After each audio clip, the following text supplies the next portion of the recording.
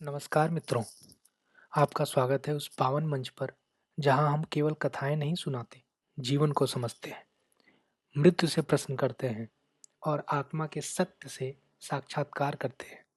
आज हम जिस कथा में प्रवेश करने जा रहे हैं, वह कोई साधारण आख्यान नहीं है। यह कथा हमें मृत्यु के भय से परे ले जाती है, आत्मा की अमरता का उद्घोष करती है और मोक्ष के उस मार्ग को प्रकाशित करती है जिसे जानकर जीवन का दृष्टिकोण ही बदल जाता है।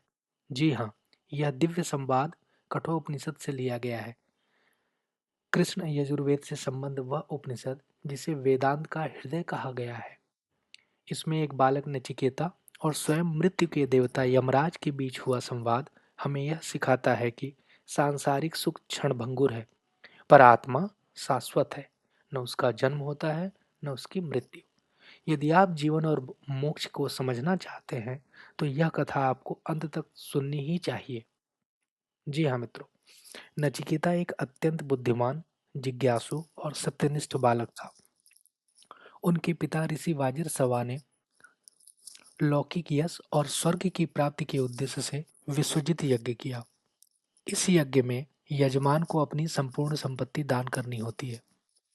ऋषि वाजसरावा ने दान तो किया, किंतु अंत में उन्होंने ऐसी गायें दान में देनी शुरू की जो बूढ़ी, दुर्बल, दूध न देने वाली, अंधी और प्रजनन शक्ति से रहित थी। यह देखकर उनके पुत्र नचिकेता व्यथित हो उठे। उन्होंने सोचा कि ऐसा दान यज्ञ को सफल नहीं करेगा, बल्कि अधर्म और पाप का कारण भी बन सकता है। तब नचिकेता ने अपने पिता से पूछा, पिता, आपने तो इस यज्ञ में अपना सर्वस्व दान करने के लिए कहा है, तो मैं भी आपका ही हूं, तो आप मुझे किसे दान में दे रहे हैं? पिता ने पहले अनसुना किया, पर नचिकेता ने यह प्रश्न 3 बार दोहराया और क्रोध में आकर पिता ने कहा, मृत्युवे त्वाम ददामि, अर्थात मैं तुझे मृत्यु को दान देता हूँ। यह सुनकर नचिकेता बिना किसी भय और संकोच के यमलोक की ओर प्रस्थान कर गए। यह घटना हमें सिखाती है कि सत्य और धर्म के लिए एक बालक भी कितना दृढ़ और साहसी हो सकता है। इसी कारण नचिकेता को विश्व का पहला महान जिज्ञासु और साधक माना जाता है। मित्रों, कठोपनिषद जीवन और मृत्यु, आत्मा और परमात्मा के गूढ़ रहस्यों को उद्घाटित करता है। इस उपनिषद के अनेक संवाद प्रसिद्ध हैं, किंतु नचिकेता और यमराज का संवाद सबसे अधिक चर्चित और प्रभावशाली माना जाता है। यमराज के द्वार पर नचिकेता 3 दिन और 3 रात बिना जल, बिना भोजन के प्रतीक्षा करते रहे। जब यमराज लौटते हैं और एक ब्राह्मण बालक को द्वार पर खड़ा देखते हैं, तो वे अत्यंत लज्जित हो जाते हैं। वे कहते हैं, वत्स, 3 दिनों तक तुझे प्रतीक्षा करनी पड़ी। इसके प्रायश्चित स्वरूप मैं तुम्हें 3 वरदान मांग लेने के लिए कहता हूँ। तब नचिकेता ने उनसे पहला वरदान जो मांगा, उसमें नचिकेता कहते हैं, जब मैं लौटूं तब मेरे पिता का क्रोध शांत हो जाए और वे मुझे प्रेम से गले लगाएं। यह दर्शाता है कि पिता का क्रोध भी नचिकेता को अपने पितृभाव से वंचित नहीं कर पाता है। दूसरा वरदान, मुझे वह अग्नि विद्या सिखाइए जिससे स्वर्ग की प्राप्ति हो। यमराज यह विद्या भी उन्हें प्रदान कर देते हैं। और जब तीसरे वरदान की बात आई तो नचिकेता पूछते हैं, मृत्यु के बाद क्या होता है? क्या आत्मा नष्ट हो जाती है या अमर रहती है? यमराज मुस्कुराए और कहते हैं, नचिकेता, वत्स, यह प्रश्न तो देवता भी नहीं पूछते। इसके बदले तुम्हें जो भी चाहिए, तुम राजपाट लेना चाहो राजपाट ले लो, हाथी घोड़े चाहिए हाथी घोड़े ले लो, धन वैभव चाहिए धन वैभव ले लो, दीर्घायु होना चाहते हो वह वरदान तुम मुझसे मांग लो। पर नचिकेता अडिग रहे। वे कहते हैं, ये सभी वस्तुएं क्षणिक हैं, ये मृत्यु से पहले तक है, मृत्यु के बाद नहीं।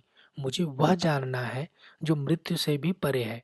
नचिकेता की इस दृढ़ता से यमराज अत्यंत प्रसन्न होते हैं और फिर आरंभ होता है वह अद्भुत संवाद जो मृत्यु का नहीं बल्कि जीवन को समझने का मार्ग दिखाता है। यमराज कहते हैं, 2 मार्ग है नचिकेता। एक है प्रेयस, सुख का मार्ग, इंद्रियों का मार्ग जो आकर्षक होता है। दूसरा है श्रेयस, आत्मा का मार्ग जो कठिन है, कांटों भरा है, पर अमृत की ओर ले जाता है।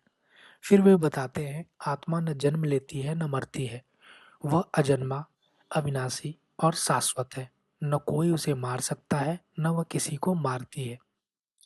वह अति सूक्ष्म भी है और असीम भी है। वह सब में विद्यमान है, तुम्हारे भीतर, मेरे भीतर, यहाँ तक कि इस पत्थर में भी। और वह प्रसिद्ध उपमा जिसमें शरीर को रथ कहा गया है, बुद्धि सारथी है, इंद्रियों को घोड़ा माना जाता है, मन को लगाम कहा गया है और आत्मा आत्मा को रथ का स्वामी कहा जाता है। तो अगर सारथी जागरूक नहीं है तो घोड़े इधर उधर भागेंगे, लेकिन अगर सारथिक जागा तो वह रथ सीधा मोक्ष की ओर जाएगा। जी हाँ, ये जो यमराज और नचिकेता का संवाद है, ये वही संवाद है, ये वही गूढ़ रहस्य और ज्ञान है जो बाद में चलकर कृष्ण ने अर्जुन को गीता में दिया था।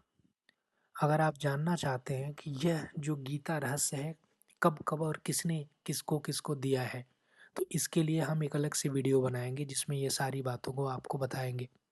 दोस्तों, इस कथा से कितना कुछ सीखने को मिलता है। नचिकेता बालक थे, लेकिन उनकी जिज्ञासा और दृढ़ता अद्भुत थी। उन्होंने सांसारिक लालच को ठुकराकर परम सत्य चुना। यह कथा बताती है कि मृत्यु डरावनी नहीं, बल्कि आत्मा अमर है। सांसारिक सुख क्षणभंगुर और सच्चा सुख आत्मज्ञान में ही है। सनातन धर्म हमें सिखाता है कि जीवन में श्रेयस चुने, प्रेयस नहीं। आज के युग में जब हम मृत्यु से डरते हैं और सांसारिक मोह में फंसे रहते हैं, यह कथा याद दिलाती है कि आत्मा अमर है। न जायते प्रियते वा विपश्चिन। प्रेम, करुणा, संयम और ज्ञान से जीवन जिए। दोस्तों, नचिकेता और यमराज की यह कथा सनातन धर्म की अमर धरोहर है। अगर आपको यह कथा प्रेरणादायक लगी तो कमेंट में जरूर बताएं और ऐसी कथाएं सुनने के लिए चैनल को सब्सक्राइब करना ना भूलें। धन्यवाद।